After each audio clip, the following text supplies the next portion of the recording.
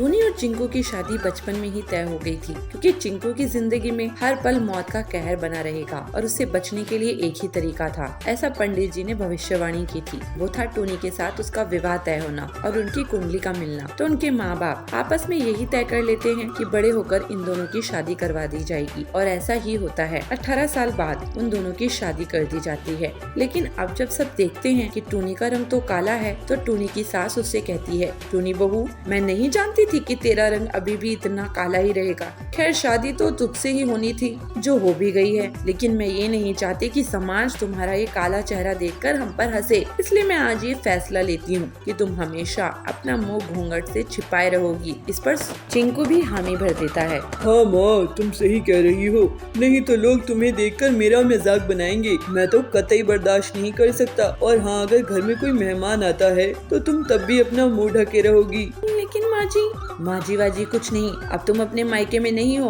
बल्कि अपनी ससुराल में हो, और यहाँ तुम्हें वही नियम कायदे मानने होंगे जो मैं बनाऊंगी। समझी तुम? यहाँ की सास मैं हूँ, तुम नहीं। टूनी की सास चंपा ने फैसला ले लिया कि टूनी हमेशा अपना मुंह घूंघट से ढकी रहेगी। फिर एक दिन टूनी रात को देखती है कि चिंकू कार से उतरता है और एक लड़की उसे छोड़ने आती है। ये देखकर टूनी तुरंत समझ जाती है कि चिंकू का बाहर चक्कर चल रहा है। इन लोगों ने मेरी पूरी जिंदगी बर्बाद कर दी है, पर अब बस बहुत हो गया। अब मैं ये अत्याचार और नहीं सहूंगी। मैं अपने सपने पूरे करूंगी और इस बंधन से मुक्त होंगी। अगले दिन टूनी अपना घूंघट उठाकर अपने पति, सास ससुर से कहती है, मुझे ना आपके नियम कायदे मानने हैं और ना आपके घर में रहना है। मैं जा रही हूँ अपने घर। अपने सड़े गले नियम अपनी जिस बहू पर लादने हो लाद दीजिएगा, पर मैं इनका बोझ और नहीं सह सकती। आपने मेरी जिंदगी नर्क से भी बदतर बना दी है। मैं तो चली अपने घर। नहीं टूनी, मैं ऐसा नहीं कर सकती। नहीं माँ जी, मैं ऐसा ही करूँगी और आप कुछ कर भी नहीं पाएंगी। आपने मेरे रंग के लिए मुझ पर इतना अत्याचार किया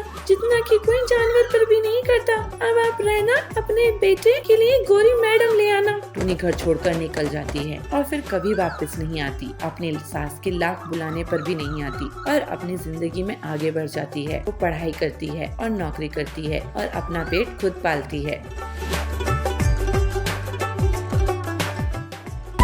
बंसीपुर गांव में बबलू कबूतर अपनी पत्नी पीलू चिड़िया के साथ रहता था। बबलू बहुत ही मेहनती था। वो साल भर मेहनत करके किसानी करता था। अपनी फसल बेचकर अपना घर चलाता था। पीलू, इस बार मैंने आलू की फसल बोई है और खाद और सिंचाई का भी खास ख्याल रखा है। तुम देखना, इस बार बहुत बढ़िया फसल होगी। भगवान करे ऐसा ही हो, नहीं तो अगर पिछले बार की तरह हमारी फसल बर्बाद हो गई तो हम जीने लायक नहीं बनेंगे। हमारे ऊपर वैसे ही बहुत उधार है। पीलू के घर के पास ही सुंदरी रहती थी। वो पीलू की गरीबी का मजा लेती थी। एक दिन सुंदरी कहती है, पीलू बहन, बबलू भाई, ये मैं क्या सुन रही हूँ? आप लोगों के ऊपर इतना उधार है। ऐसा करो पीलू बहन, मेरे घर आज कुछ मेहमान आने वाले हैं। तुम शाम में आके खाना बना देना। इसी बहाने तुम्हें थोड़ा सा पैसा भी दे दूंगी और तुम्हें भी पैसे देखने को मिलेगा, है ना? पीलू को सुंदरी की बातें बहुत खराब लगती है। वो हर बार उनकी गरीबी का मजाक उड़ा के चली जाती थी। ऐसे ही एक दिन बबलू अपने खेत जाता है। वो देखता है कि उसकी आलू की फसल बहुत बड़ी हो गई है, लेकिन जब वो एक पौधे को निकाल कर देखता है तो पता है कि उसमें आलू नहीं उगा है। इसी तरह वो सारे पौधे देखता है, लेकिन किसी में भी आलू नहीं उगे। बबलू उदास होकर अपने खेत में बैठ जाता है। मेरे खेत में आलू क्यों नहीं उगे? ऐसे तो मैं बर्बाद हो जाऊंगा। मेरे खेत में आखिर फसल क्यों नहीं होती है? ऐसे वो सोच में पड़ जाता है। ऐसे ही सोचते बबलू रोने लगता है। जैसे ही उसके आंसू मिट्टी में गिर जाते हैं तो अचानक से खेत में सोने के आलू उग जाते हैं। आश्चर्य होके बबलू कहता है, अरे भगवान, तेरे बहुत बहुत शुक्रिया। मेरे खेत में तो सोने के आलू उगाए हैं। अब मेरी गरीबी दूर हो जाएगी। फिर बबलू एक बोरी में सोने के आलू भर लेता है और घर लेकर जाता है। बबलू एक सोने का आलू बेचकर घर का राशन ले आता है और पूरा कर्ज भी चुका देता है। लेकिन वो सोने के आलू वाली बात पीलू को नहीं बताता है। एक दिन सुंदरी उसके घर आती है। क्या हुआ, इस बार तुम लोग आलू की फसल नहीं बेच रहे हो क्या? इस बार भी तुम्हारी फसल बर्बाद हो गई है? ऐसा है तो तुम लोग तो सड़क पर आ जाओगे। नहीं, इस बार फसल बहुत अच्छी हुई है। नहीं नहीं पीलू, बबलू इस बार फसल बिकाने के लिए बाजार गया ही नहीं। अब तुम ही सोचो कि तुम्हारा आगे क्या होगा। बबलू जब घर लौटता है तो पीलू उससे पूछती है, बबलू जी, पड़ोसन कह रही थी कि आप इस बार शहर के जंगल में आलू बेचने के लिए नहीं गए थे। अगर हमारी आलू की फसल हुई ही नहीं है तो अपने घर का राशन कहाँ से लेकर आए हो? इसके बाद बबलू पीलू को सोने के आलू से भरी हुई एक बोरी दिखाता है। खिड़की में से सुंदरी भी उस सोने के आलू की बोरी को देख लेती है। अरे, इनके पास तो बोरी भरकर सोना है, ये तो मेरे पास होना चाहिए। ऐसा सोचकर वो उनके घर जाती है। तुम दोनों गरीबों को खाना नसीब हो रहा होगा, ऐसा करो तुम मेरे घर खाना खाने आ जाओ। सुंदरी को पीलू और बबलू मना नहीं कर पाते हैं और उसके घर चले जाते हैं। वहाँ सुंदरी उन्हें बहुत बड़ी थाली परोसकर लेकर आती है और उन्हें खाने के लिए देती है। जब दोनों पति पत्नी खा रहे होते हैं, वो चुपचाप उनके घर चली जाती है और सोने के आलू चुराने की कोशिश करती है। लेकिन जैसे ही वो आलू उठाती है, एक आलू पत्थर में बदल जाता है और उसके पैर पर गिर जाता है। उसके चीखने की आवाज सुनकर पीलू और बबलू वहाँ जाते हैं। सुंदरी वहाँ से भाग जाती है। तभी तो मैं सोचूं कि हमेशा हमारी गरीबी का मजाक उड़ाने वाली हमें आज दावत क्यों दे रही है? हमारे पीछे से हमारी सोने की आलू चुराना चाहती थी। ये सुंदरी बहुत लालची है, इसके पास सब कुछ है, लेकिन ये लालच करना नहीं छोड़ती है। इसी वजह से ये आलू पत्थर में बदल गया था। हाँ बबलू जी, आप सही कह रहे हो, लेकिन ये आलू जब तक हमारे घर में रहेंगे, ये हमारे लिए मुसीबत के बीज बन जाएंगे। चलिए इन्हें खेत में गाड़ कर छुपा देते हैं। फिर दोनों पति पत्नी खेत में सोने के आलू छुपा देते हैं।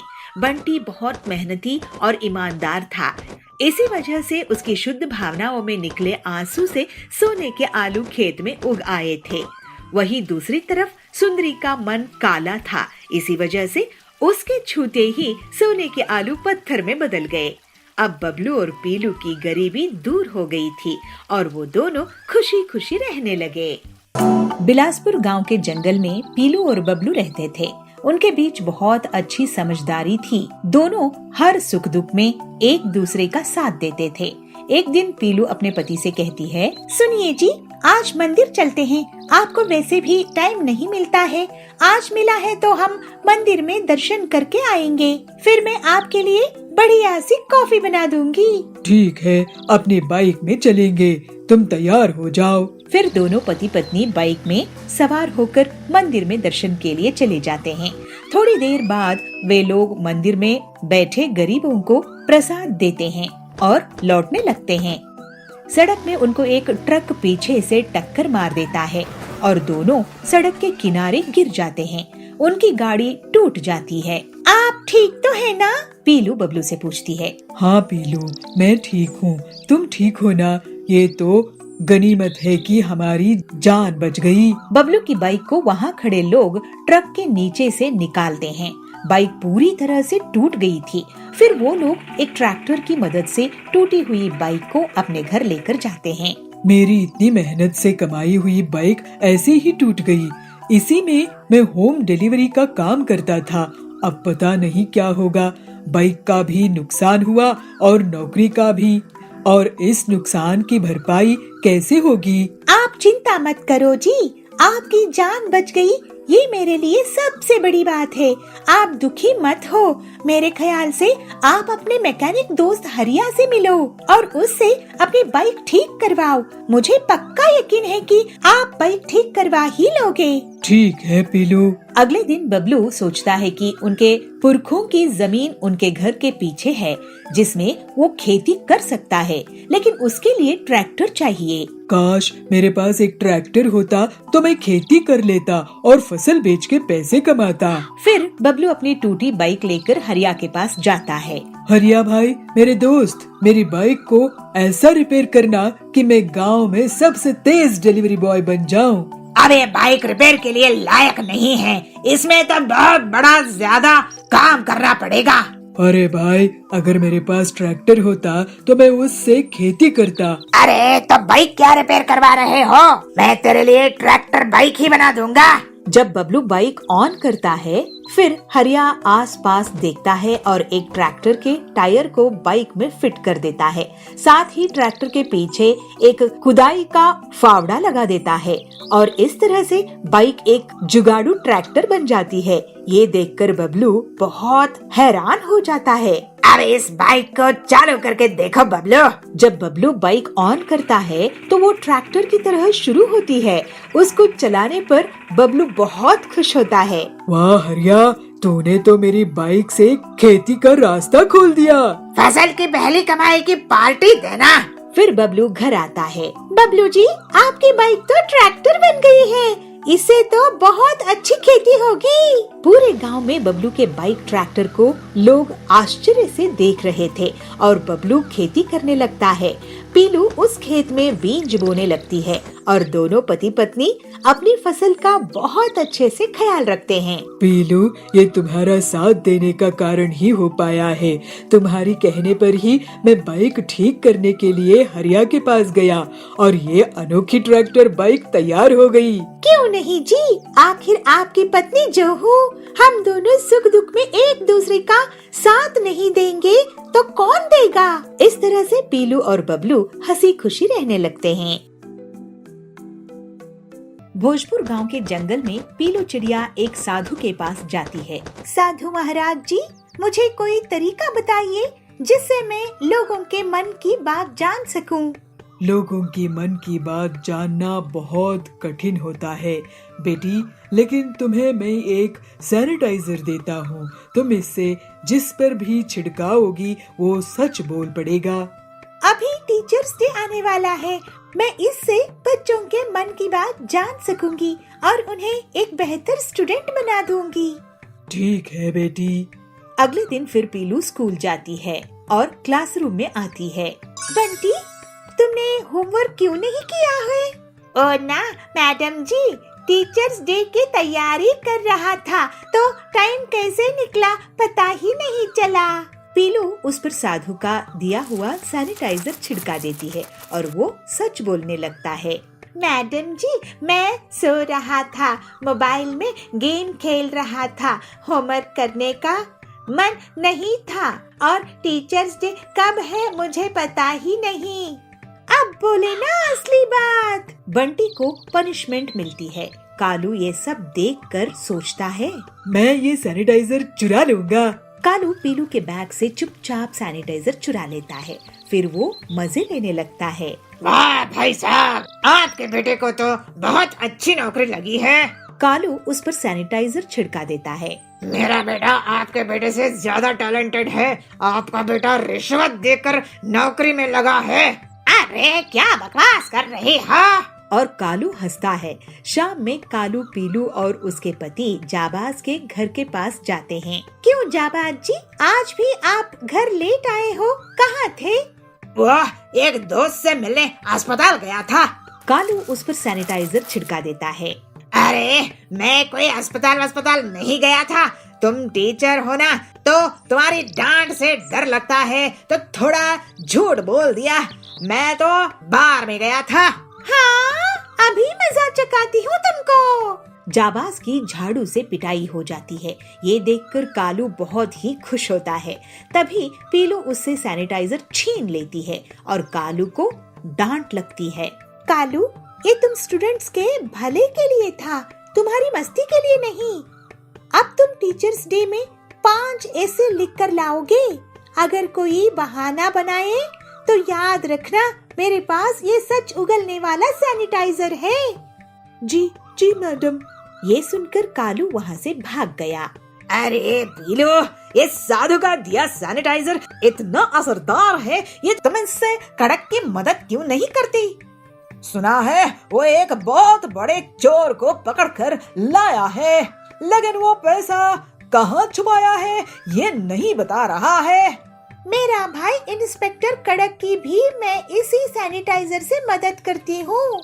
फिर पीलू कड़क के पास पुलिस स्टेशन जाती है। कड़क भाई, ये सैनिटाइजर लो और इस चोर पर छिड़का दो। पीलू के कहने पर कड़क वैसा ही करता है और चोर पूरा सच उगल देता है। फिर सभी बच्चे पीलू को टीचर्स डे पर बहुत सम्मान देते हैं। कालू उस पर 5 ऐसे पूरी ईमानदारी से लिख कर लाता है और सरकार भी पीलू को टीचर्स डे के दिन चोर से पैसा निकलवाने के लिए इनाम देती है। इस तरह से पीलू एक अच्छी टीचर होकर सभी स्टूडेंट्स का जीवन सुधारने में कामयाब होती है। चंपक वन में सुंदर एक गरीब धोबी था। वो लोगों के कपड़े धोता था और कपड़े प्रेस करके पैसे कमाता था। सुंदर शिव जी का भक्त था।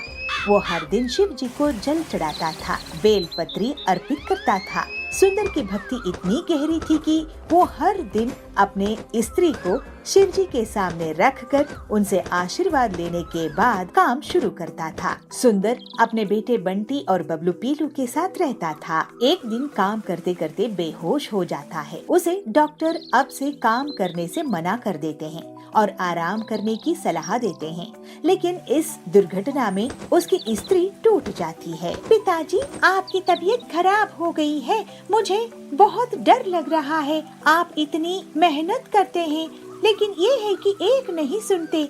आप शिव जी के इतने बड़े भक्त हैं, उनसे कहिए ना कि इन्हें सद्बुद्धि मिल जाए और ये काम करने लगे। बेटी, इस बात के लिए शिव जी को तकलीफ नहीं देते हैं। पहले मैं कोशिश करके देखता हूँ। बंटी बेटा, शिव शंभू का आशीर्वाद ले और अपने परिवार की जिम्मेदारी उठा। तू कुछ कमाता नहीं है और अब मेरी तबीयत के कारण मैं काम नहीं कर पाता हूँ। तू अपने लिए स्त्री खरीद ले। पिताजी, आपके जमाने में ये सब चलता था, अब मैं ये काम नहीं करूँगा। आप किसी का कहना नहीं मानते हो, आप बहुत जिद्दी हो। ये नहीं तो कोई और काम शुरू कर दो। लेकिन बंटी उनकी बात नहीं मानता है और ऐसे ही कुछ दिन बीत जाते हैं। पीलू दुखी हो जाती है तो सुंदर शिव के पास उसको लेकर जाता है। हे भगवान शिव जी, मुझे पता है ये सब आपकी लीला है प्रभु। आप मेरी बहू की प्रार्थना सुनिए। हे शिव शंभू, कृपा करके मेरे पति को सही रास्ते में लाइए। ऐसे में तो हमारा घर बर्बाद हो जाएगा। कृपा करे प्रभु। और शिव जी उसकी भावनाओं को सुनकर प्रकट होते हैं। बेटी पीलू, सुंदर, मेरा बहुत प्यारे भक्त हो आप। बेटी, तू चिंता मत कर, मैं अपने परम भक्त के बेटे को भटकने नहीं दूंगा। मैं उसका कल्याण करूंगा। जो हो भोलेनाथ, आपकी जय हो शिव शंभू।